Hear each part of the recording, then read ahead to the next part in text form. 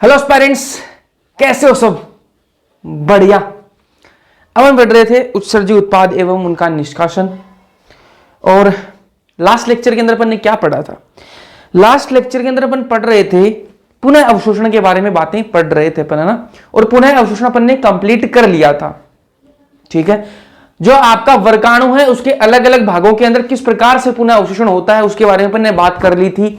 जैसे पीसीटी के अंदर होता है, फिर आपका हेनले लूप है, फिर डीसीटी है, फिर कलेक्टिंग डक्ट है। इन सारी जो भाग हैं ये वर्गाणु के, इन सब के अंदर किस प्रकार से आपका पुनः अवशोषण होता है वो अपन ने देख लिया था। सिक्रीशन किस हिसाब से होता है, किसका किसका होता है, वो अपने लिए इंपोर्टेंट था, वो अपन ने कर लिया। अब आज के लेक्चर में अपन बात करेंगे प्रतिधारा क्रिया विधि की। इंग्लिश में बात करें तो काउंटर करंट मैकेनिज्म। कोई अलग सी चीज है क्या? कोई अलग सी चीज नहीं है।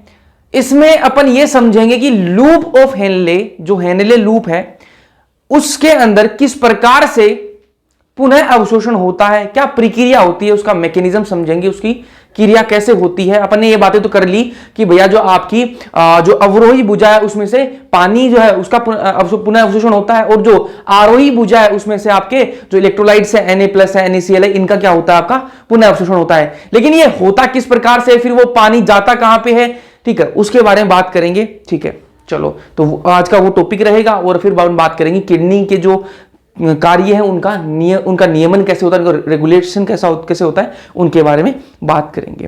ये सेकंड लास्ट लेक्चर है, ठीक है। अगले लेक्चर में, मतलब कल जो लेक्चर होगा उसमें इसको चैप्टर को खत्म कर दिया जाएगा, ठीक है। फिर अपन अगला चैप्टर स्टार्ट करेंगे जो आपका मोमेंट एंड लोकोमोशन, मसल्स और बोन्स की बातें करेंगे उसमें। चलो, आज के लेक्चर की शुरुआत करते हैं और एक डायग्राम देखेंगे एनसीईआरटी का, उसके बाद में अपन आगे बढ़ेंगे, ठीक है। पहले वो डायग्राम किस चीज का है? डायग्राम अपन ने जो पढ़ा है उसी चीज का है। क्या पढ़ा था अपन ने पढ़ा था पुनः अवशोषण, उसी का डायग्राम है, एनसीईआरटी का डायग्राम है। देख लेते हैं, जो बातें अपन ने की थी बस वही है, इसमें कोई अलग सी चीजें नहीं है, ध्यान से देख लेना बस। चलो, ये मैंने आपको डायग्राम के थ्रू बना के दिखाया भी था ना, जो मैंने आपको पीसीटी बताया था, फिर अब मैंने आपको हेनले लूप बताया था, डीसीटी बताया था, मैं आपको ये डायग्राम बना के दिखाए भी है। लेकिन एनसीईआरटी का डायग्राम देख लेते हैं एक बार। ये वाला भाग कौन सा है? पीसीटी, ठीक है। पीसीटी से देखो भाई क्या क्या इसमें पुनः अवशोषण हो रहा है। HCO3 नेगेटिव का पुनः अवशोषण हो रहा है, NaCl का, H2O का और K+ का क्या हो रहा है? पुनः अवशोषण। और ये देखो पोषक यहां लिखा हुआ है ना, तो ये पोषक क्या है? न्यूट्रिएंट्स। ये मैंने आपको लिखवाए थे, याद हो तो आपको पिछले लेक्चर में, ठीक है। और यहां पर सिक्रीशन किस चीज का हो रहा है, ठीक है, श्रवण किस चीज का हो रहा है? ये तो देखो, ये इस ट्यूब से निकलकर इनको एब्जॉर्ब किया जा रहा है, अंदर अवशोषित किया जा रहा है। और ये जो चीजें हैं इनको इस ट्यूब के अंदर सिक्रीट किया जा रहा है। मैंने बताया था H+, NH3, ठीक है, K+, इनका सिक्रीशन होता है। फिर बात करें अपन इसकी, ये जो आपकी अवरोही भुजा है, अवरोही भुजा से किस चीज का अवशोषण होता है? H2O का अवशोषण होता है, ठीक है। और ये जो आरोही भुजा, इससे किसका होता है? आपके NaCl का होता है, ठीक बात है। चलो, यहां पर ये देखो सिक्रीशन, इन चीज का सिक्रीशन होता है, ये मैं आपको लिखवा चुका हूं। और यहां पर इनका क्या होता है? पुनः अवशोषण होता है। फिर बात है कलेक्टिंग डक्ट की, तो इसमें से H2O का पुनः अवशोषण होता है और यूरिया का पुनः अवशोषण होता है, ठीक है। अब इनको अपन आगे समझते हैं और आज का लेक्चर की आगे बढ़ाते हैं, आज के लेक्चर को आगे बढ़ाते हैं, क्या बोल रहा हूं। चलो, प्रतिधारा क्रिया विधि की बात करेंगे। प्रतिधारा क्रिया विधि, इंग्लिश में इसको कहते हैं काउंटर करंट मैकेनिज्म। चलो, इंग्लिश वाला नाम भी यहां पर लिख देते हैं, काउंटर करंट मैकेनिज्म। आसान है, बस ध्यान से सुनना है। काउंटर करंट मैकेनिज्म, ठीक है। काउंटर को इंग्लिश हिंदी में कहते हैं प्रति, ठीक है। करंट को हिंदी में कहते हैं धारा, ठीक है। और मैकेनिज्म को हिंदी में कहते हैं क्रिया विधि, ठीक है। तो बस वही चीज है, मैंने याद हो गई। तो इसका मतलब क्या हुआ, है ना, मतलब क्या हुआ? प्रतिधारा क्रिया विधि का मतलब क्या हुआ? प्रतिधारा क्या होती है पहले तो समझो।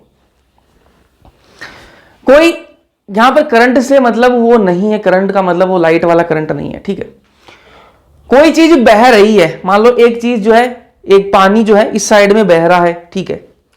एक नदी इस साइड में बह रही है और वहीं पास वाली जो नदी है वो इस साइड में बह रही है। एक नदी इस साइड में और दूसरी नदी इस साइड में बह रही है, दोनों की डायरेक्शन आपस में उल्टी है, ठीक है। या फिर ऐसे लेते हैं, एक पाइप ये है, यहां पड़ा एक पाइप ये है, एक पाइप ये है, ऐसे दो पाइप है। इस वाले पाइप में पानी इधर जा रहा है, इस वाले पाइप में पानी इधर जा रहा है, दोनों पाइपों में पानी आपस में उल्टा जा रहा है, तो इसको क्या कहते हैं अपन? प्रतिधारा कहते हैं। इसको क्या कहते हैं? प्रतिधारा। मतलब एक दूसरे से उल्टा जा रहे हैं, उनको क्या कहते हैं? प्रतिधारा। यहां तक बात समझ में आई? ठीक है। अब यहां पर ये प्रतिधारा का मतलब क्या हुआ उसकी बात करेंगे, एक डायग्राम बनाएंगे, उसके बाद में इसकी बातें करेंगे। ध्यान से चलते, पहले एक डायग्राम बनाएंगे, उसके बाद में आगे की बात करेंगे।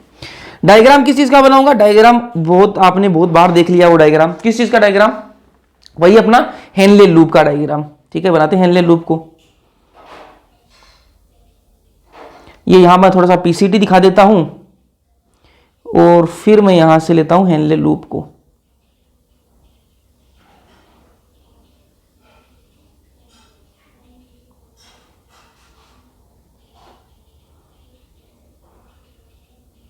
ठीक है,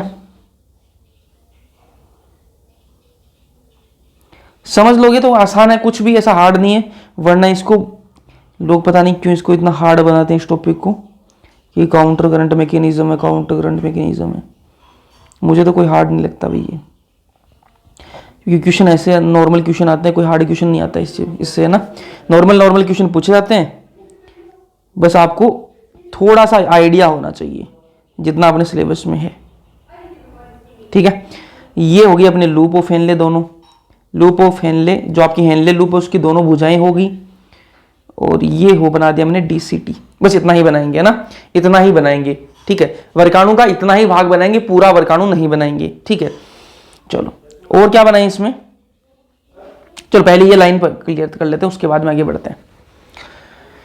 क्या पढ़ रहे हैं अपन? प्रतिधारा क्रिया विधि पढ़ रहे हैं। करते क्यों कर रहे हैं ये? इसका करने का मकसद क्या है अपना? वही अपना पुनः अवशोषण। और पुनः अवशोषण क्यों किया था अपने पुनः अवशोषण इसलिए किया था क्योंकि अपन क्या है? अपन स्तनधारी हैं, ममल्स हैं। अपन पानी का ज्यादा लॉस नहीं होने दे सकते।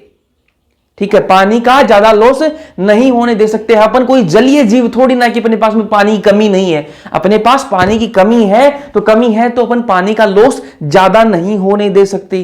ठीक है, शरीर जो है, अपनी जो वर्गाणु है, वो पूरे दिन में, एक दिन में कितना फिल्ट्रेट बनाते हैं? 180 लीटर बनाते हैं। अगर वो 180 लीटर पर पूरे दिन में बाहर निकाल दिया अपन ने, तो फिर तो दिक्कत हो जाएगी। 180 लीटर पानी कहां से लाओगे?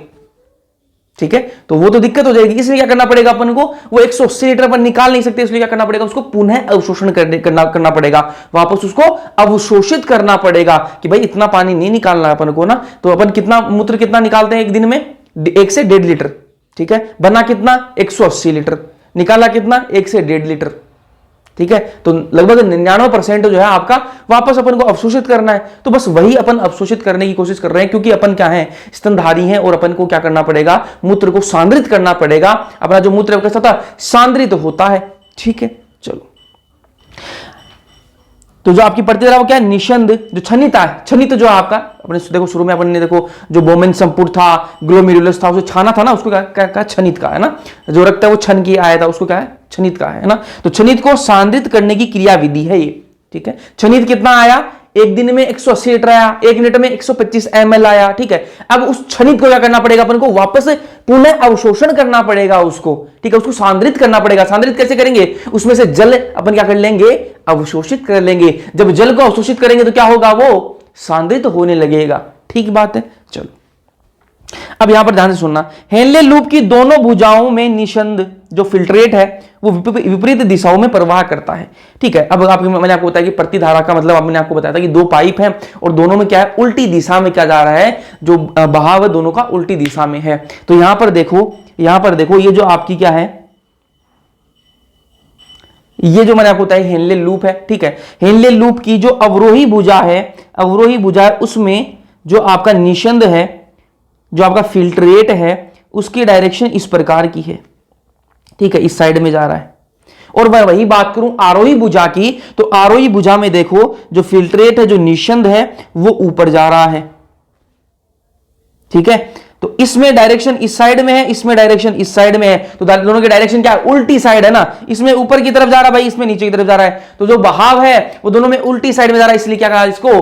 प्रतिधारा। समझ में आई बात? ठीक है, मैं यहां पर लिख भी देता हूं। ये वाली कौन सी भुजा है?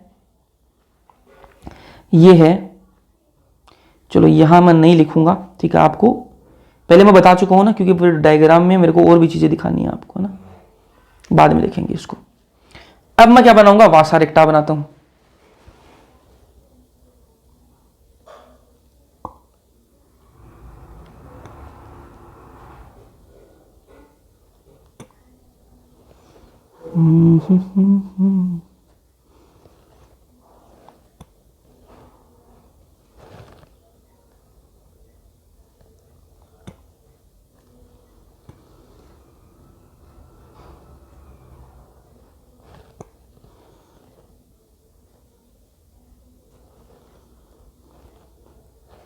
ये क्या है, वासा रेक्टा,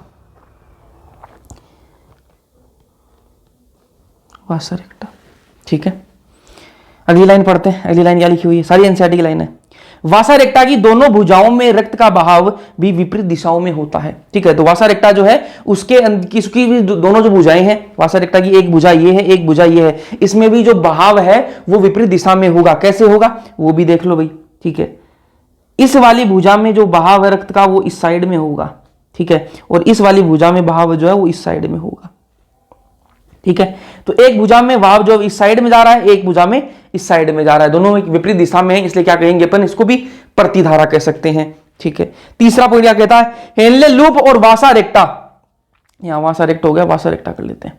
हेनले लूप और वासा रेक्टा में भी प्रवाह विपरीत है। यहां पर अब अपने पहले तो बात करी कि सिर्फ अपन ने हेनले लूप की बात करी, तो अपन ने देखा कि हेनले लूप की जो दोनों भुजाएं हैं उन दोनों में आपस में क्या है, प्रवाह जो है वो विपरीत दिशाओं में जा रहा है। फिर अपन ने देखी जो वासा रेक्टा है, इसकी दोनों भुजाओं में भी क्या है, आपस में जो प्रवाह है वो क्या जा रहा है, उल्टी दिशा में जा रहा है, विपरीत दिशा में जा रहा है। फिर अपन ने देखा वासा रेक्टा को और हेनले लूप दोनों को आपस में कंपेयर जब कराया अपन ने, तो फिर देखा मैंने कि हेनले लूप जो है उसमें जो प्रवाह है वो इस साइड में जा रहा है, ऐसे इस डायरेक्शन में जा रहा है, और वही बात करूं वासा रेक्टा की तो उसमें इस डायरेक्शन में आ रहा है। तो एक में इस साइड में जा रहा है, एक में इस साइड में जा रहा है, तो यहां पर भी प्रतिधारा है। तो तीन कंडीशन मैंने आपको बता दी प्रतिधारा की। पहली कौन सी बताई मैंने आपको, सिर्फ अपन हेनले लूप की बात करें तो इस भुजा में और इस भुजा में अपन ने कंपेयर करवा के देखा, इसमें नीचे जा रहा है, इसमें ऊपर जा रहा है, तो मतलब एक दूसरे से उल्टे डायरेक्शन में प्रतिधारा है। फिर अपन ने देखा वासा रेक्टा की, सिर्फ वासा रेक्टा की बात करी, तो इसमें देखो नीचे आ रहा है, इसमें ऊपर जा रहा है, तो प्रतिधारा आपस में उल्टे डायरेक्शन में जा रहा है। फिर अपन ने बात करी दोनों को आपस में कंपेयर कराया, हेनले लूप और वासा रेक्टा को जब अपन आपस में कंपेयर करवाया, तो इसमें जो है बहाव जो इस साइड में है और इसमें बहाव जो है इस साइड में है। ठीक है, तो यहां पर दोनों उल्टी दिशा में, इसलिए क्या कहा अपने प्रतिधारा का। ठीक बात है, चलो अब इसके बाद में अपन कुछ बातें करते हैं इसके बारे में, फिर अपन इसके बाद आगे बढ़ेंगे।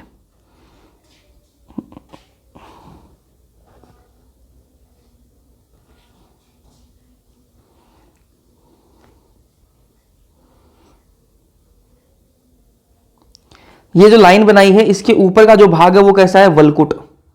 कौन सा भाग है, वलकुट। ठीक है, और यहां पर जो आपकी परासरणता है, ठीक है, ओस्मोलरिटी या फिर प्रवणता जो कह सकते हैं इसको, वो कितनी है, 300 मिली ओस्मोल, 300 मिली ओस्मोल पर लीटर। ठीक है, यहां पर कितनी है आपकी जो परासरणता है, जो आपकी ओस्मोलरिटी है वो कितनी है, 300 मिली ओस्मोल पर लीटर। बस इतना आपको ध्यान में रखना है। और यहां पर ये कौन सा भाग है, ये भाग है आपका मध्यांश, एक मिनट, मध्यांश, अरे रुक जा, ये वाला भाग जो है आपका वह है मध्यांश अंतराकाश, मध्यांश अंतराकाश। यहां पर जो है आपकी जो ओस्मोलरिटी है वो कितनी है, 1200 मिली ओस्मोल पर लीटर। ठीक है, यहां पर आपकी जो सांद्रता है वो कितनी है, 300 मिली ओस्मोल पर लीटर, और यहां पर कितनी है, 1200 मिली ओस्मोल पर लीटर। अब मुझे आप एक बात बताओ, अगर आपको थोड़ी सी गणित आती है तो मुझे एक बात बताना, 300 ज्यादा होता है कि 1200 ज्यादा होता है?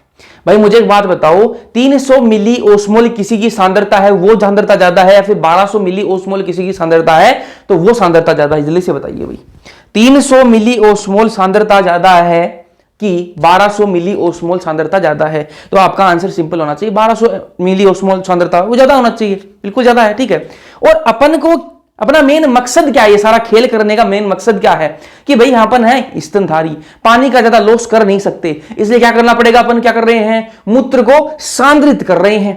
मूत्र को क्या करना है, सांद्रित करना है। अभी अपना जो मूत्र है वो कहां पर है, किस कंडीशन में है, 300 मिली ओस्मोल पर लीटर वाली कंडीशन में है। अपन को लाना किस कंडीशन में है, 1200 मिली ओस्मोल पर लीटर वाली कंडीशन में उसको लाना है। तो उसी के लिए अपन ये सारा जो है काम कर रही है।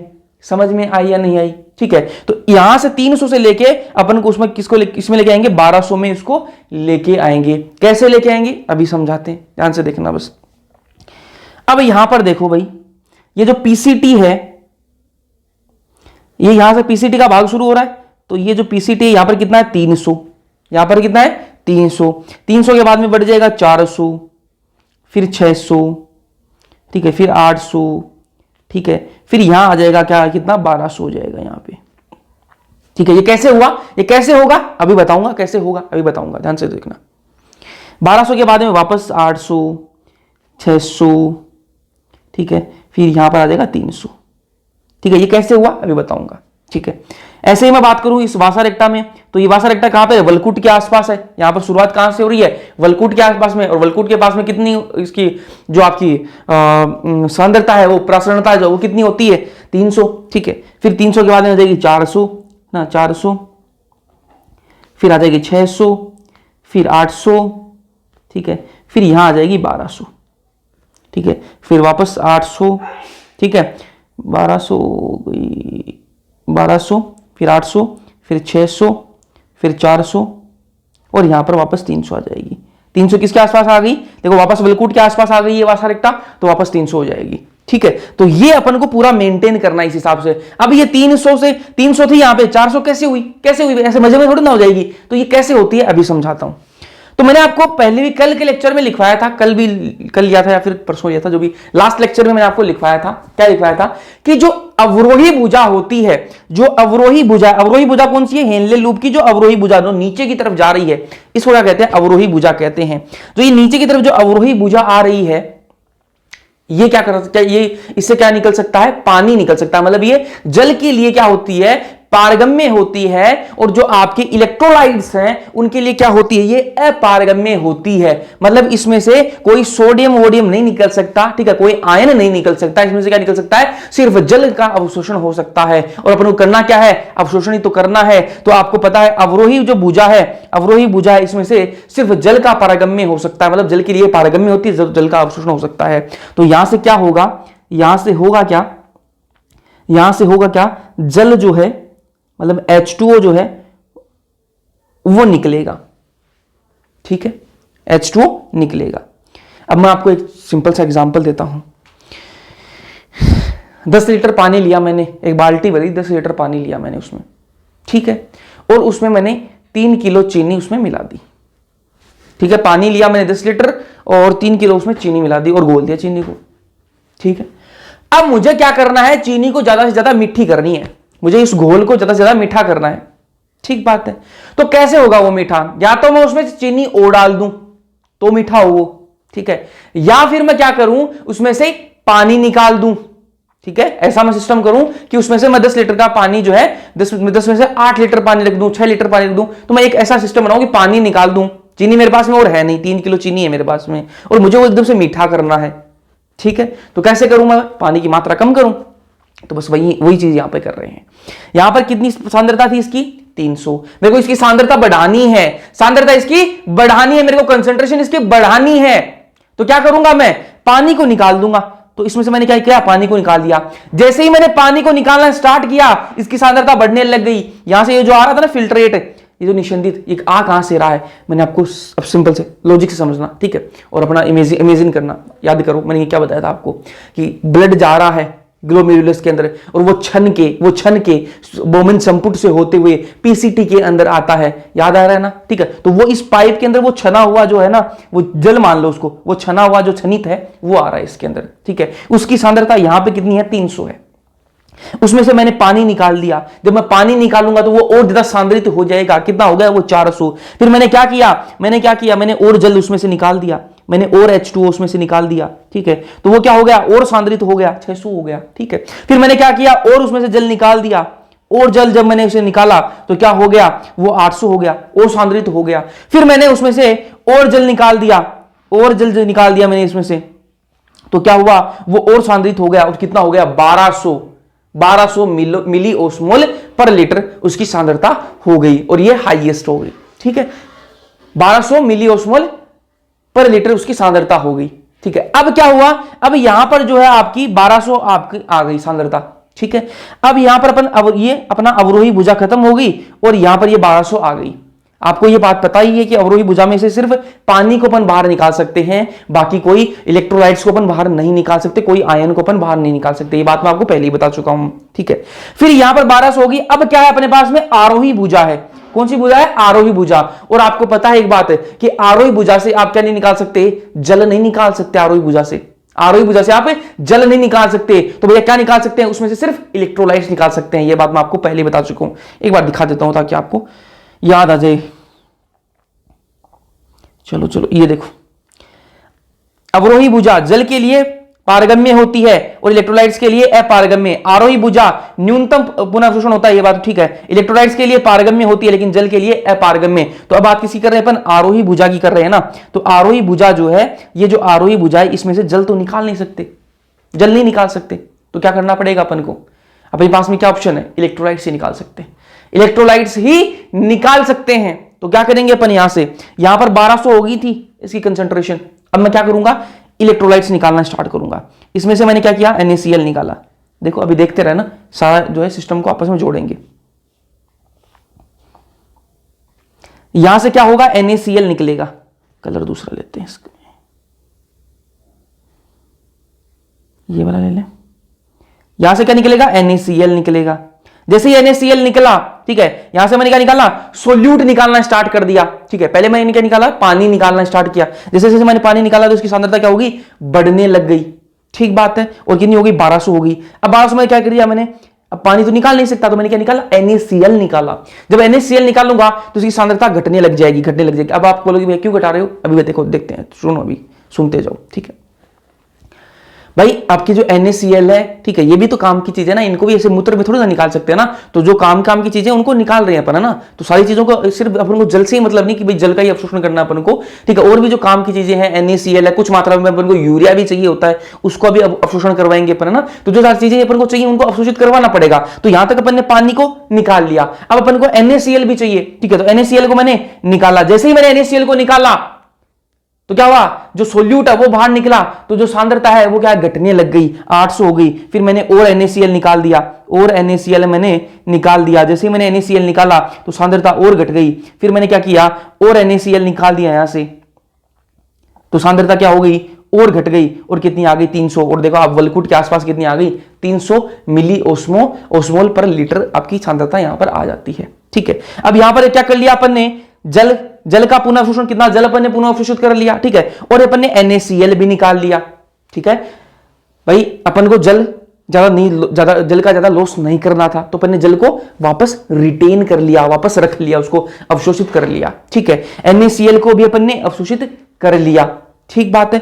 अब जो है ये कहां जाएगा, ये जो फिल्ट्रेट है, ये जो 300 मिली ओस्मोल पर लीटर वाला जो फिल्ट्रेट है आपका, ये जो मूत्र मान दो इसको, ये मूत्र है वो कहां जाएगा, यहां पर आपकी क्या होगी, संग्रह नलिका होगी, संग्रह नलिका के अंदर जाएगा। यहां पर मैं संग्रह नलिका भी बना देता हूं, ये DCT को थोड़ा और बड़ा करता हूं मैं,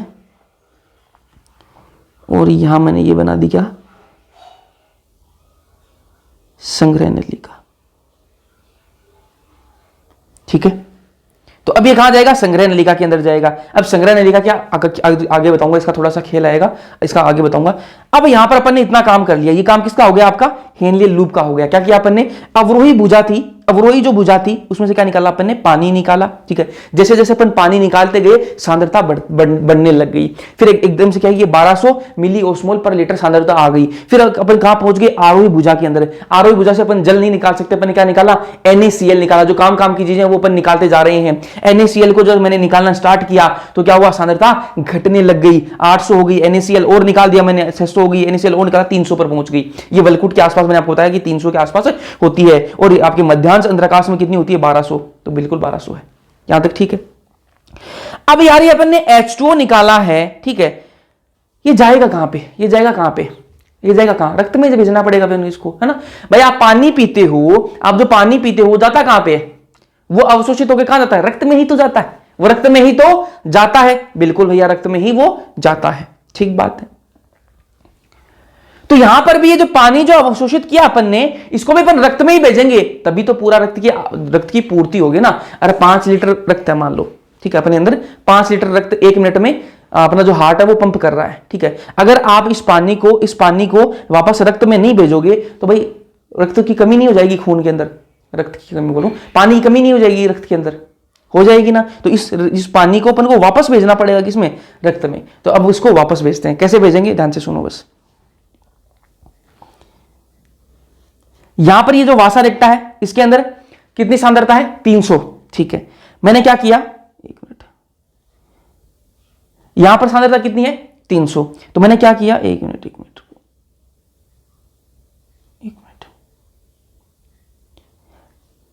यहां पर सांद्रता कितनी है, 300 है, ठीक है। मैंने क्या किया, ये जो NaCl था, ये NaCl जो है, जो अपन ने हेनले लूप से निकाला था, ये कहां जाएगा, ये जाएगा कहां पे, इस वासा रेक्टा के अंदर जाएगा।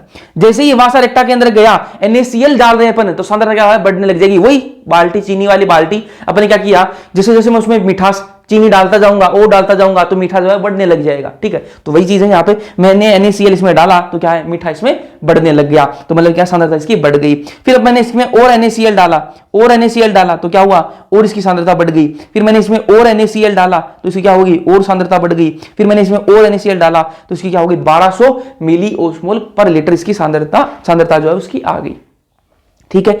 अब ये जो है आपका जो वासा रेक्टा है वो कहां पहुंच गई, वासा रेक्टा किसके आसपास पहुंच गई, वो पहुंच गई आपकी जो अवरोही भुजा थी, किसकी, हेनले लूप की, वहां पहुंच गई। यहां से अपन ने किसका अवशोषण किया था, पानी का, तो ये पानी जो है वो कहां जाएगा, ये पानी जाएगा किसमें, वासा रेक्टा में अवशोषित होगा, ठीक है। तो जैसे ही यहां पर कितनी थी, 1200 थी ना, यहाँ पे 1200 मिली ओस्मोल लीटर। जैसे मैंने इसमें पानी डाला तो कितनी होगी, 800, सांद्रता अब घटने लग जाएगी। अरे पानी डालूंगा तो देखो, बाल्टी थी उसमें मैंने चीनी डाली तो चीनी डाली तो मिठास बढ़ने लग गया, लेकिन जैसे मैं उस बाल्टी में पानी ऐड करता जाऊंगा तो क्या है, मिठास घटने लग जाएगी। मान लो 10 लीटर की बाल्टी है, उसमें पानी डाल दिया मैंने, 5 किलो चीनी डाल रखी है, मिठास है, ठीक है।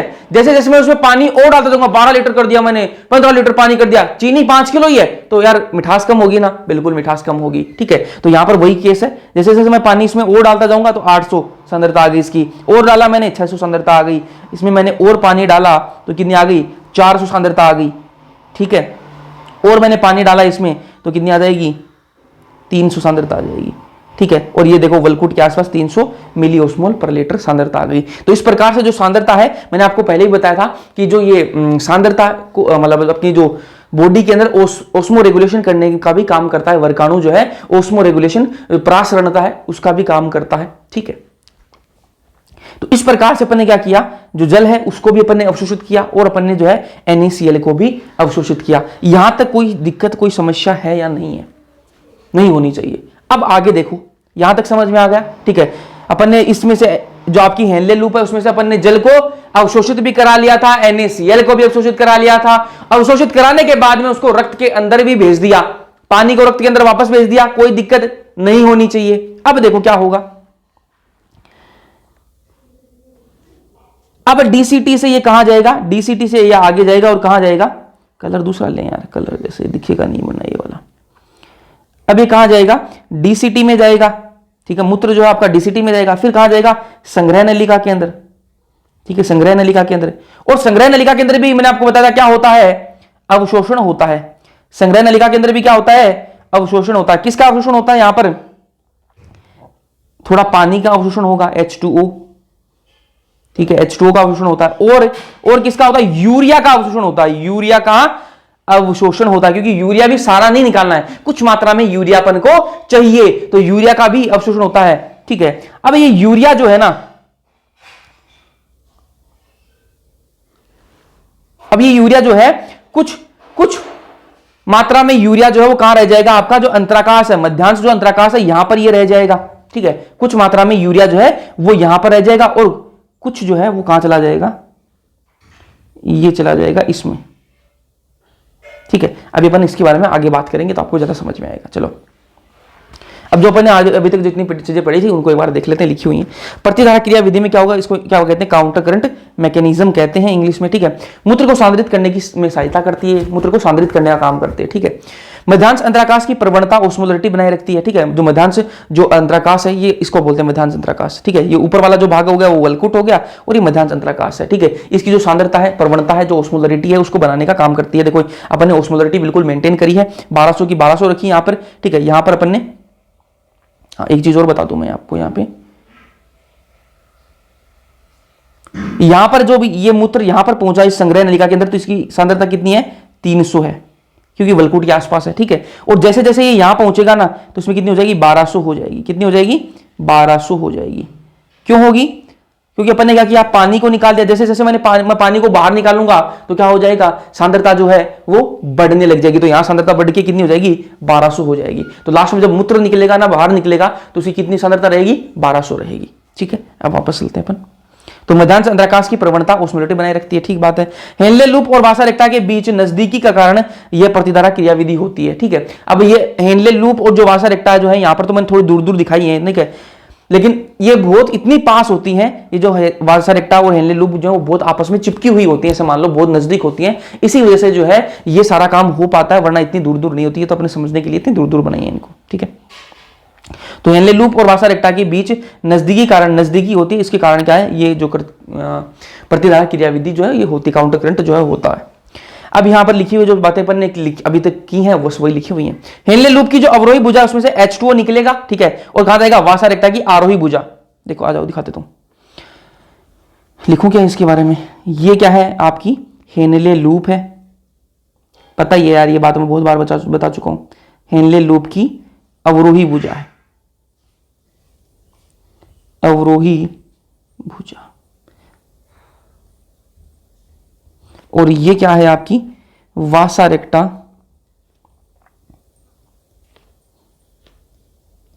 वासा रेक्टा की आरोही भुजा।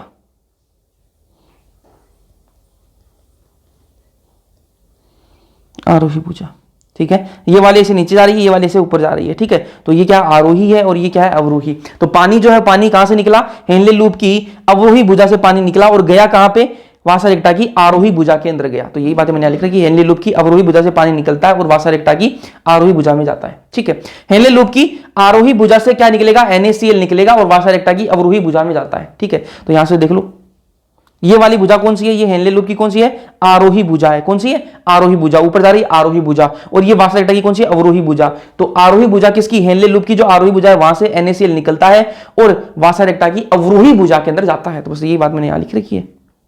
तो जो मैंने आपको बताया बस वही बातें ये नोट्स में इंक्लूड की हैं, और ये सारी बातें जो है एनसीईआरटी में लिखी हुई हैं, उन्हीं को सिंपल करके आपको समझाया जा रहा है। हेनले लूप की आरोही भुजा से NaCl निकलेगा और वासा रेक्टा की अवरोही भुजा में जाता है, ठीक है। चलो, अब दो इलेक्ट्रोलाइट्स मध्यांश अंतराकाश की बढ़ती प्रवणता ओस्मोलरिटी को बनाए रखने के लिए जिम्मेदार हैं, ठीक है। दो इलेक्ट्रोलाइट ऐसे हैं जो आपकी जो मध्यांश अंतराकाश है उसके अंदर जो ओस्मोलरिटी बढ़ रही है, जो प्रासंगिकता बढ़ रही है, जो सांद्रता बढ़ रही है, उसको बनाए रखने के लिए जिम्मेदार है। वो दो इलेक्ट्रोलाइट्स कौन कौन से, एक तो यूरिया है और दूसरा NaCl है, ठीक है। अब यहां पर देखो ये 1200 मिली ओस्मोलीटर जो है ये कौन बनाए रखता है, ये जो सांद्रता है कौन बनाए रखता है, ये बनाए रखने में एक तो यूरिया मदद करता है और दूसरा NaCl मदद करता है। कैसे करता है देखो भाई, यूरिया जो वो संग्रह नलिका से कुछ मात्रा, यूरिया जो वो संग्रह नलिका से निकलेगा, ठीक है, बिल्कुल संग्रह नलिका से आपको निकलता हुआ दिख रहा है। ये देखो संग्रह नलिका से यूरिया निकल रहा है, ठीक है। निकल के और क्या करेगा, कुछ मात्रा अंतराकाश में बनी रहती है, कुछ मात्रा तो अंतराकाश में ही रह जाएगी और कुछ हेनले लूप की आरोही भुजा में चली जाती है। मैं आपको पहले भी बता चुका हूं जब मैंने आपको ये बताया। देखो ये यूरिया यहां से निकला, संग्रह नलिका से निकलेगा और क्या करेगा, कुछ मात्रा तो यहां ही रह जाएगी, ठीक है। ये जो अंतराकाश है इसी में रह जाएगी और कुछ मात्रा जो है वो आपका आरोही भुजा जो है आपकी हेनले लूप की उसमें चली जाती है, ठीक है। तो इसे क्या है, जो प्रवणता है वो बनी रहती है, जो आपकी मध्यांश अंतराकाश है उसकी सांद्रता है वो बनी रहती है, ओस्मोलरिटी जो वो बनी रहती है। दूसरा आपका इलेक्ट्रोलाइट है NaCl। NaCl कहां से निकलता है, आरोही वासा रेक्टा से ये निकलता है। जो आरोही वासा रेक्टा है उससे से कुछ मात्रा NaCl की भी निकलती है। तो मैं यहां दिखा देता हूं आपको, ये आरोही भुजा वासा रेक्टा की, तो यहां से कुछ मात्रा जो है NaCl की यहां से बाहर निकल जाएगी, NaCl बाहर निकल जाएगा यहां से, ठीक है। तो दो इलेक्ट्रोलाइट हो गए, एक तो आपका NaCl हो गया और दूसरा आपका यूरिया हो गया। इन दोनों की वजह से यहां पर 1200 मिली ओस्मोलीटर जो है वो बना रहता है। बाहर कितना, 300, बलकुट में 300 मिली ओस्मोल पर लीटर, और यहां पर कितना रहेगा 1200 मिली ओस्मोल पर लीटर। क्यों? क्योंकि NaCl और यूरिया जो है अपन ने यहां पर एक्स्ट्रा इलेक्ट्रोलाइट यहां पर ऐड कर दिए अपन ने। ठीक है, वासा रेक्टा की अवरोही भुजा अंतराकाश में जल को रिलीज करती है, और जो अवरोही भुजा है वासा रेक्टा की, यहां से कुछ मात्रा में जल निकल जाता है।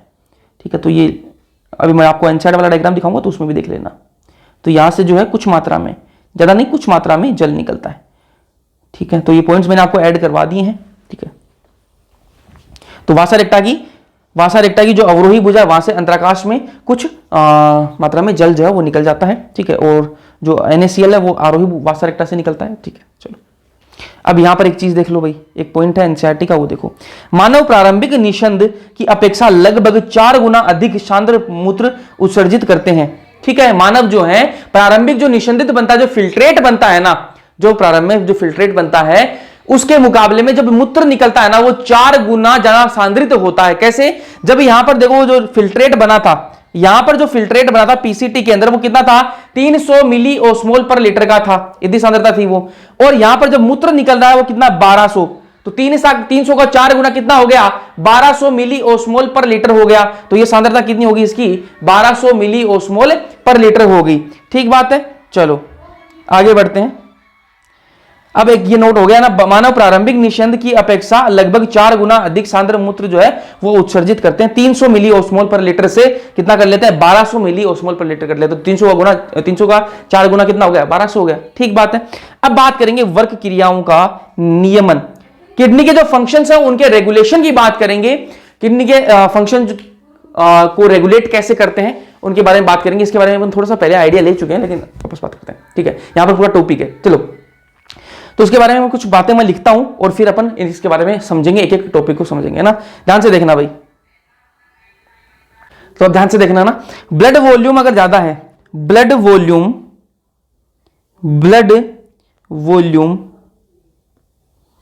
अगर अधिक है आपको एक चीज पे पता ही, अपन ब्लड वाला चैप्टर पढ़ के आ चुके हैं। तो ब्लड के अंदर क्या होता है, ब्लड के अंदर प्लाज्मा और संगठित आपके पदार्थ होते हैं। ठीक है, तो संगठित पदार्थ को छोड़ दो भाई, वो तो लगा है ना। प्लाज्मा के अंदर 90% के आसपास क्या होता है, जल ही होता है। ठीक है, तो जो आपका रक्त है उसके अंदर जो मैक्सिमम पार्ट है वो किसका है, जल का ही है। ठीक है, जल का ही है। तो अगर ब्लड वॉल्यूम ज्यादा होगी तो ब्लड के अंदर जो आपका जल है वो भी ज्यादा होगा। ठीक है, ब्लड के अंदर जल भी ज्यादा होगा भाई। रक्त जो है आपका, रक्त जो है उस रक्त के अंदर जो आपका जल है उसका मैक्सिमम पार्ट है। ठीक है, मैक्सिमम हिस्सा किसका भाई, वो जल का ही है। तो अगर रक्त बढ़ेगा तो रक्त के अंदर जो आपका जल है वो उसकी मात्रा भी बढ़ेगी। तो यहां पर जो है जल की मात्रा भी क्या हो जाती है, अधिक हो जाती है। ठीक बात है। अगर जल की मात्रा अधिक होगी, ठीक है, जल की मात्रा अधिक होगी तो क्या होगा, ब्लड प्रेशर भी बढ़िया रहेगा। ब्लड प्रेशर भी क्या रहेगा, अधिक रहेगा। ठीक है, ब्लड प्रेशर भी क्या होगा, ज्यादा होगा। और जब ब्लड प्रेशर ज्यादा होगा तो क्या होगा, GFR जो है वो भी क्या होगा, अधिक होगा। तो क्या होगा, GFR जो है वो भी क्या होगा, अधिक होगा। समझ में आई या नहीं है ये बात? ठीक है, मैं कह रहा हूं कि ब्लड वॉल्यूम अगर ज्यादा है, तो आपको पता ही है कि ब्लड के अंदर भाई जो सबसे ज्यादा बड़ी जो हिस्सेदारी है वो किसकी है, जल की ही है। तो ब्लड वॉल्यूम अगर ज्यादा है तो जल भी ज्यादा होगा रक्त के अंदर। ठीक बात है। और अगर रक्त के अंदर जो जल है वो ज्यादा है तो ब्लड प्रेशर ज्यादा होगा, ब्लड प्रेशर ज्यादा है तो GFR जो है वो ज्यादा होगा।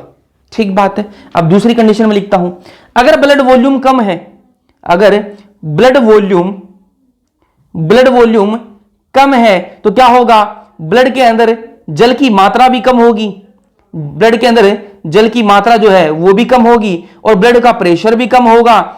ब्लड का प्रेशर भी क्या होगा, कम होगा। और जब ब्लड का प्रेशर कम होगा तो GFR जो है वो भी क्या होगा, कम होगा। समझ में आई या नहीं आई ये बात? ठीक है, सिंपल बातें, बिल्कुल सिंपल बातें, इसी पर बेस्ड अपन आगे बात करेंगे, इसलिए समझा रहा हूं आपको। ब्लड वॉल्यूम जो है अगर वो ज्यादा है तो ब्लड के अंदर वाटर की मात्रा, जो जल की मात्रा वो भी ज्यादा होगी, और जल की मात्रा ज्यादा तो ब्लड का प्रेशर भी ज्यादा होगा। अरे भाई देखो, खून ज्यादा है, खून की कमी नहीं है शरीर में, खून ज्यादा है तो यहां पर क्या होगा, सिंपल सी बात है, ब्लड का प्रेशर भी ज्यादा मान लो भाई। ठीक है, GFR भी ज्यादा होगा, प्रेशर ज्यादा होगा। तो ब्लड वॉल्यूम अगर कम है तो क्या होगा, ब्लड के अंदर जो जल की मात्रा वो भी कम होगी, ब्लड का प्रेशर भी कम होगा, GFR भी कम होगा। ठीक, अब अपने जो किडनी का जो अपन क्या कर रहे हैं, किडनी के जो कार्य हैं, जो वर्क के जो कार्य हैं, उनका अपन नियमन पढ़ रहे हैं। अगर अगर जीएफआर की कमी हो जाएगी, अगर जीएफआर की, अब जीएफआर क्या होता है वो मैं आपको पहले ही बता चुका हूं, अगर जीएफआर की कमी हो जाएगी तो भी क्या है, किडनी अपने आप को क्या करती है, खुद को नियमित करती है, नियमन करती है, कुछ ना कुछ अभी बताऊंगा क्या नियमन करती है, कुछ ना कुछ ऐसे तरीके करती है कि जीएफआर को थोड़ा सा बढ़ाया जाए। अगर कमी हो जाती है जीएफआर की तो उसको बढ़ाने के लिए साधन भी है, ठीक है। और अगर जीएफआर ज्यादा हो जाए तो यह भी अच्छी बात नहीं है, जीएफआर का ज्यादा होना भी अच्छी बात नहीं है, कम होना भी अच्छी बात नहीं है, मतलब मेंटेन होना चाहिए। कोई चीज ऐसे ज्यादा भी नहीं होनी चाहिए भाई, कोई बहुत पतला भी नहीं होना चाहिए, कोई बहुत ज्यादा मोटा भी नहीं होना चाहिए, बीच का सा होना चाहिए, ठीक ठीक ठाक लगे। कोई बहुत ज्यादा मोटा हो गया तो वो भी बढ़िया नहीं लगेगा, कोई बहुत ज्यादा पतला है, ठीक है, तो वो भी बढ़िया नहीं लगेगा। तो वही चीज है यहाँ पे, जीएफआर की अगर बहुत ज्यादा कमी हो जाएगी तो उसको भी मेंटेन करना पड़ेगा, वो भी सही बात नहीं है, और जीएफआर अगर अधिक हो जाएगा तो वो भी सही बात नहीं है।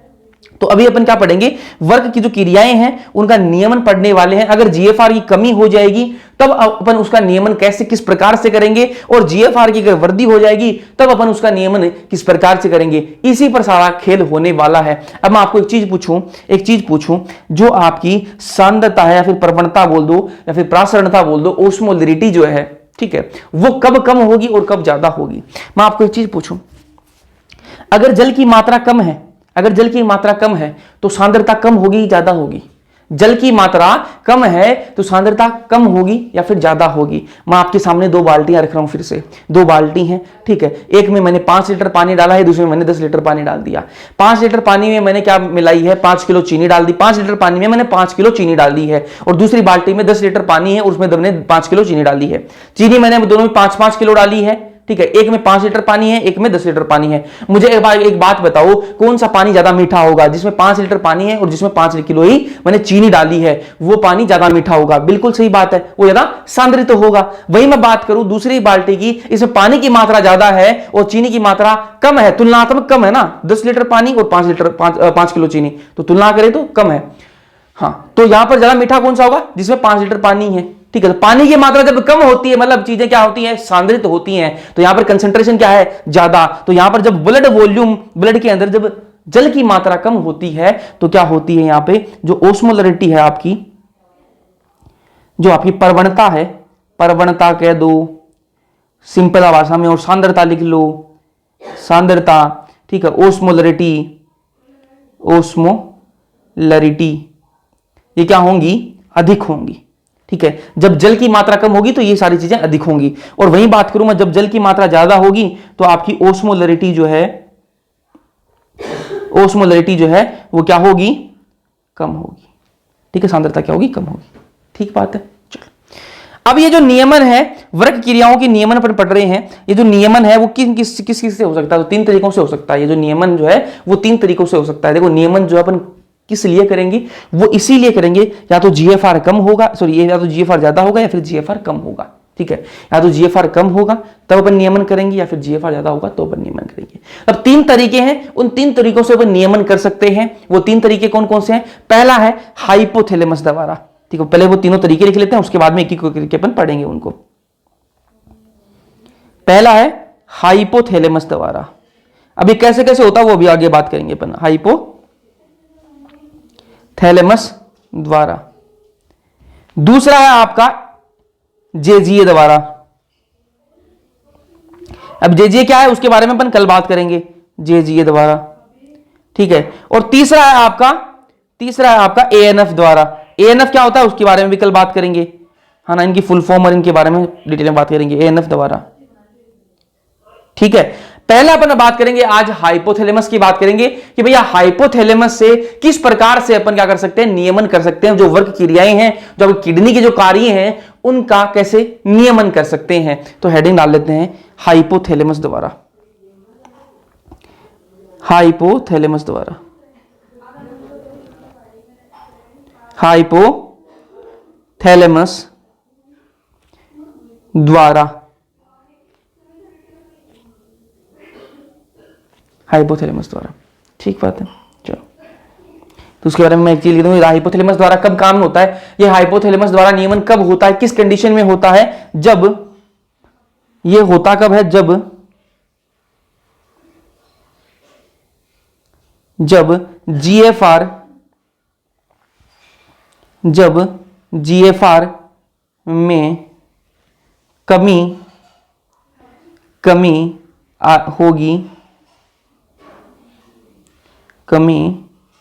होगी तब यह काम करता है, तब यह काम करता है। ठीक बात है, जब जीएफआर में कमी होगी तब ये काम करेगा। ठीक बात है, किस प्रकार से काम करता है वो अभी अपन को समझना है, ध्यान से देखते रहना। ये मान लो हाइपोथैलेमस है, ठीक है। अब इसके बारे में अपन डिटेल में पढ़ेंगे इसी बुक के लास्ट चैप्टर के अंदर, है ना। हाँ, दो तीन चैप्टर बाद में आएगा वो, तो चैप्टर पढ़ेंगे, अभी इतना समझ लेना आप। ये ऊपर वाला क्या है, हाइपोथैलेमस, ठीक है।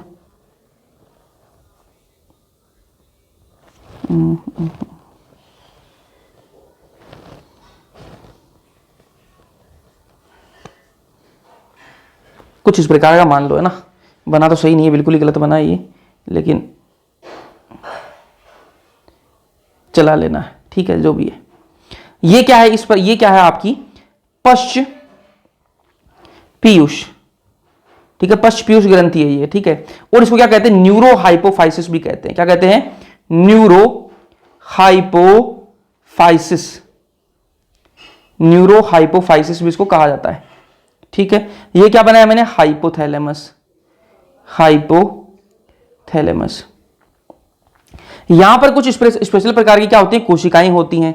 यहां पर क्या होते हैं, कुछ स्पेशल प्रकार की कोशिकाएं होती हैं। इनको क्या कहेंगे अपन, ओस्मो रिसेप्टर्स। क्या कहेंगे, osmo receptors, osmo receptor. Hindi में बात करूं तो इनको कहते हैं परासरण ग्राही। क्या कहेंगे, परासरण ग्राही, ठीक है, परासरण ग्राही, ठीक है। ओस्मो रिसेप्टर को हिंदी में क्या कहते हैं, परासरण ग्राही। अब ये क्या काम क्या करेंगी, ये काम क्या करती हैं वो ध्यान से सुनना, ये काम क्या करेंगी, ठीक है। ये ओस्मो रिसेप्टर्स आपके शरीर के अंदर उपस्थित होते हैं। जब भी पानी की कमी आएगी शरीर के अंदर, जब भी पानी की कमी आएगी शरीर के अंदर, या फिर कुछ ऐसा होगा, देखो, या तो पानी कमी आएगी। पानी कमी किस किस प्रकार से आ सकती है, पानी की कमी किस किस प्रकार से आ सकती है। देखो, अगर किसी इंसान में जो है मूत्र द्वारा, किसी इंसान में मूत्र द्वारा पानी का जो है लॉस ज्यादा हो रहा है, पानी की हानि जो है वो ज्यादा हो रही है, किसी भी इंसान में मूत्र द्वारा पानी की हानि ज्यादा हो रही है, अगर शरीर से पानी ज्यादा निकलेगा तो शरीर के अंदर पानी की कमी आएगी, बिल्कुल पानी की कमी आएगी। और पानी कमी आएगी तो रक्त के अंदर भी पानी कमी आएगी, रक्त के अंदर पानी कमी आएगी तो क्या होगा, ब्लड का प्रेशर कम होगा, ब्लड का प्रेशर कम होगा तो क्या होगा, जीएफआर क्या होगा, कम होगा, जीएफआर में कमी आएगी। सिंपल सी बात है भाई, या तो आप ऐसे समझो कि कोई इंसान पानी कम पी रहा है, ठीक है, तो उसके अंदर पानी की क्या होगी, कमी आएगी। पानी की कमी आएगी तो क्या होगा, रक्त के अंदर पानी की कमी आएगी, रक्त के अंदर पानी की कमी आएगी तो ब्लड का प्रेशर कम होगा, ब्लड का प्रेशर कम होगा तो क्या होगा, जीएफआर में कमी आएगी। या फिर इसको ऐसे समझ लो कि मूत्र जो है उसके द्वारा पानी का ज्यादा लॉस हो रहा है, ज्यादा हानि हो रही है, ज्यादा हानि होगी तो क्या होगा, पानी की कमी आएगी शरीर में। पानी की कमी शरीर में आएगी तो क्या होगा, मूत्र में, तो बोलो, पानी कमी आएगी शरीर में तो क्या होगा, रक्त में पानी कमी आएगी, रक्त में पानी कमी आएगी तो क्या होगा, ब्लड प्रेशर में कमी आएगी और जीएफआर में कमी आ जाएगी। तो ये कुछ कंडीशंस हो गई, ठीक है। तो जैसे ही पानी की कमी होगी तो ये क्या होंगे, ये जो आपके परासरण ग्राही जो है ना, ये जो ओस्मो रिसेप्टर है क्या हो जाएंगे, एक्टिवेट हो जाएंगे, सक्रिय हो जाएंगे। जैसे ही ये जो परासरण ग्राही है सक्रिय होंगे तो ये क्या कहेंगे, ये मैसेज भेजेंगे किसको, हाइपोथैलेमस को मैसेज भेजेंगे। किसको मैसेज भेजेंगे, हाइपोथैलेमस को मैसेज भेजेंगे। हाइपोथैलेमस को कहेंगे कि भैया शरीर में पानी की कमी हो गई है, तो हाइपोथैलेमस क्या करेगा, ये हाइपोथैलेमस सिग्नल भेजेगा किसको, पश्च पीयूष को क्या भेजेगा, सिग्नल भेजेगा, जिसको न्यूरो हाइपोफाइसिस भी कहते हैं। तो हाइपोथैलेमस किसको सिग्नल भेजेगा, न्यूरो हाइपोफाइसिस को सिग्नल भेजेगा। क्या कहेगा न्यूरो हाइपोफाइसिस को, हाइपोथैलेमस कि जो मैंने हॉर्मोन्स बनाए थे, ठीक है, जो मैंने हॉर्मोन्स बनाए थे उनको आप एक काम करो, रिलीज करो, ठीक है। मैंने आपको पिछले लेक्चर में बताया था कि दो हार्मोन है, एडीएच हार्मोन जो है, एडीएच कहां से निकलता है, एडीएच को बनाता तो हाइपोथैलेमस है, एडीएच बनता कहां से, हाइपोथैलेमस जो है वो बनाता है एडीएच को, लेकिन वो स्टोर कहां पे होता है, वो न्यूरो हाइपोफाइसिस में स्टोर होता है। तो अब हाइपोथैलेमस कहेगा इस न्यूरो हाइपोफाइसिस से कि जो एडीएच मैंने बनाया था और तुमने जो स्टोर किया था उसको अब निकालने का समय आ गया है। तो यहां से वो रिलीज करता है, फिर आगे क्या काम होता है वो अपन लिखते जाते हैं और साथ में समझते जाते हैं। चलो जी समझते हैं। ओस्मो रिसेप्टर, आयनी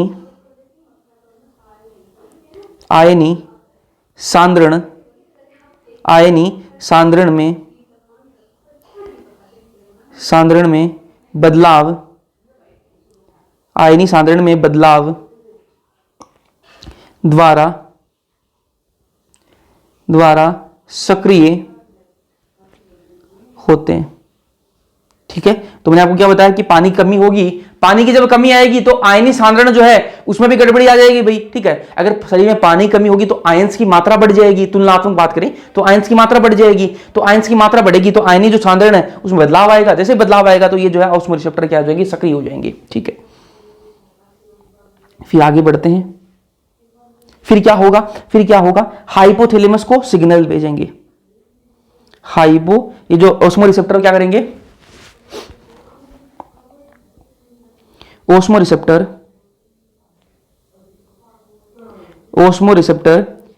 हाइपोथैलेमस को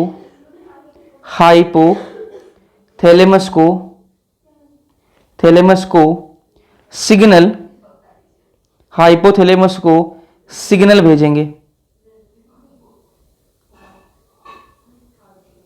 ठीक है, हाइपोथैलेमस को सिग्नल भेजेंगे, भेज दिया सिग्नल हाइपोथैलेमस को। अब हाइपोथैलेमस को सिग्नल भेजने के बाद में हाइपोथैलेमस क्या करेगा वो देखो, बता तो चुका हूं आपको, लेकिन लिखना तो पड़ेगा ना अपन को। तो हाइपोथैलेमस क्या करता है वो देखो भाई, हाइपोथैलेमस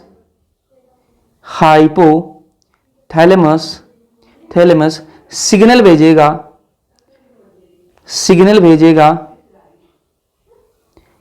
भेजेगा न्यूरो हाइपोफाइसिस, सिग्नल भेजेगा एडीएच या इसको वेसोप्रेसिन को रिलीज करने के लिए जो पश्च में संग्रहित है। ठीक है, ये स्टोर कहां पे थे, ये जो एडीएच है आपका वो स्टोर कहां होता है, वो स्टोर होता है पश्च पीयूष ग्रंथि में स्टोर होता है। ठीक है, बनाता कौन इसको, हाइपोथैलेमस बनाता है। तो हाइपोथैलेमस ने सिग्नल भेजा किसको, पश्च पीयूष को या फिर न्यूरो हाइपोफाइसिस को सिग्नल भेजा कि भैया आप जो है आपने जो स्टोर कर रखा है एडीएच को उसको बाहर निकालो। ठीक है, अब एडीएच के कुछ कार्य हैं, एडीएच को बाहर निकलने के बाद में एडीएच क्या करेगा, एडीएच रिलीज होने के बाद में एडीएच करता क्या है वो समझो भाई। एडीएच करेगा क्या वो देखना, एडीएच क्या करेगा वो देखो, एडीएच क्या करता है वो देखना। ये आपका एडीएच है, ये करेगा क्या, ध्यान से देखते जाना। एडीएच जो है वो कार्य करेगा किस पे, डीसीटी पर कार्य करता है। ये बात आपको मैं पिछले लेक्चर में बता चुका हूं, डीसीटी पर कार्य करता है। एक तो डीसीटी पर कार्य करता है, उसके अलावा ये कलेक्टिंग डक्ट पर भी कार्य करता है। ठीक है, ये संग्रह नलिका पर भी कार्य करता है, संग्रह नलिका पर भी कार्य करता है। ठीक है, डीसीटी पर भी कार्य करता है और संग्रह नलिका पर भी कार्य करता है। क्या काम करवाएगा भाई, पानी की कमी है, सीधी सी बात है, जल की कमी है, तो जल की कमी दूरी करनी है। कैसे करेंगे, जल जो मूत्र द्वारा ज्यादा निकल रहा है उसको क्या करेंगे अपन, अवशोषित करवाएंगे, है ना। तो ये क्या काम होगा, इन दोनों का काम क्या होगा, ये दोनों एक डीसीटी पर भी काम करता है और कलेक्टिंग डक्ट पे भी काम करता है। और क्या काम करते हैं, ये जल का पुनः अवशोषण करवाएंगे। क्या करवाएंगे, H2O का, या फिर ऐसे लिखते हैं जल का H2O लिखते हैं यार, जल ढंग से लिखा ही नहीं जा रहा। H2O का पुनः अवशोषण करवाएंगे। ठीक है, H2O का पुनः अवशोषण, जैसे ही H2O का पुनः अवशोषण होगा, H2O की मात्रा बढ़ेगी तो क्या होगा, ब्लड वॉल्यूम बढ़ जाएगा, और जब ब्लड का वॉल्यूम बढ़ता है तो आपको पता है जीएफआर भी है वो बढ़ जाता है, जीएफआर जो है वो भी बढ़ जाता है, जीएफआर जो है वो बढ़ जाता है। तो अपने शुरुआत कहां से करी थी, देखो शुरुआत करी थी अपन ने, जीएफआर की कमी होगी तब ये काम करता है। हाइपोथैलेमस कब काम करता है, जीएफआर की जब कमी होती है। और देखो हाइपोथैलेमस ने क्या किया, जीएफआर को बढ़ा दिया था, जिस जीएफआर की कमी थी उस जीएफआर को क्या कर दिया, बढ़ा दिया। ठीक बात है, अब इसके बारे में कुछ बातें और लिखेंगे और फिर इसको खत्म करते हैं।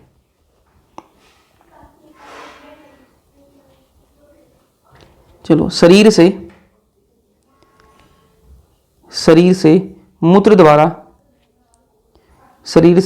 मूत्र द्वारा जल का अत्यधिक, ये बातें बता चुका हूं, बस आपको लिखनी है ना, अत्यधिक हाश मतलब हानि, ठीक है, हाश होने, इंग्लिश में लॉस होने से ये ग्राहियां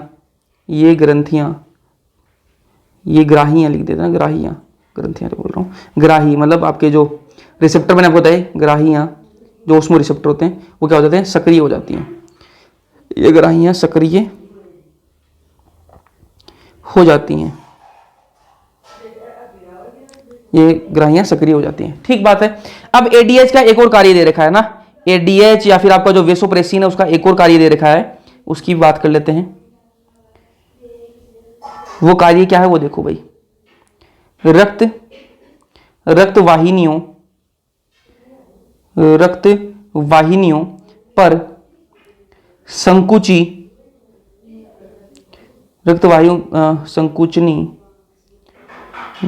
वाहिनियों पर संकुचनी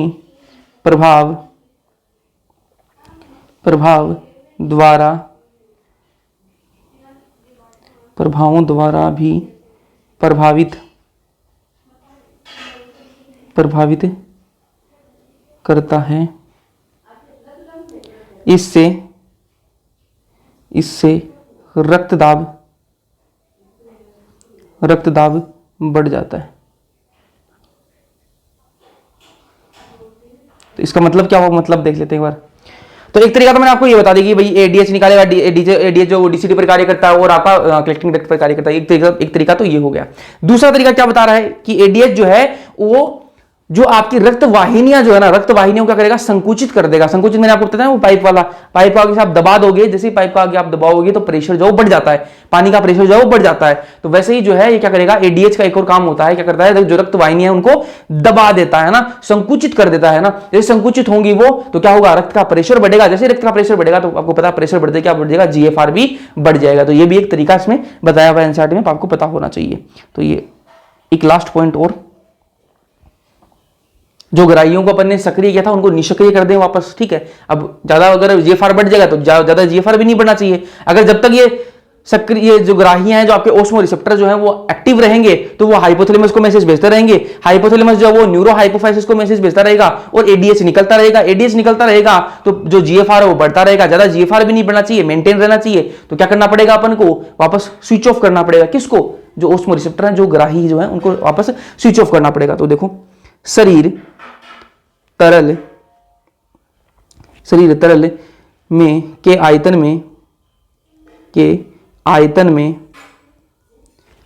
में वृद्धि प्रासरण ग्राहियों को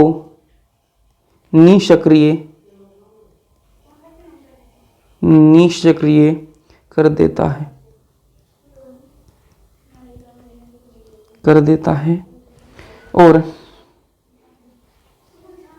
इसमें इससे एडीएच का श्रवण रुक जाता है।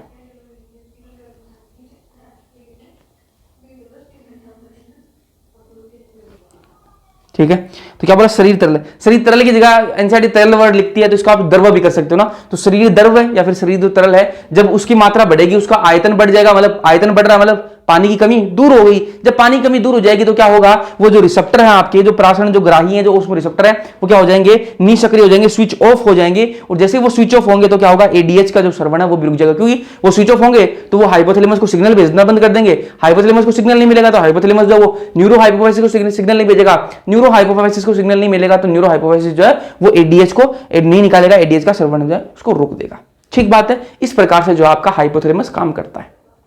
इसके लिए जो आपकी वर्क है, जो आपकी किडनियां हैं, ठीक है, उनके कार्य के लिए काम करता है। ठीक है, उनका नियमन करने के लिए काम करता है। तो पहला अपन ने पढ़ लिया हाइपोथैलेमस द्वारा, जेजीए द्वारा और एएनएफ द्वारा। कल पढ़ेंगे मूत्र की बात करेंगे थोड़ी सी, है ना, और उसके बाद में बात करेंगे कुछ और भी तरीके हैं जिनसे उत्सर्जन होता है, अपशिष्ट पदार्थों का उत्सर्जन होता है। फिर अपन बात करेंगे विकारों की और फिर कल चैप्टर को शायद खत्म कर देंगे।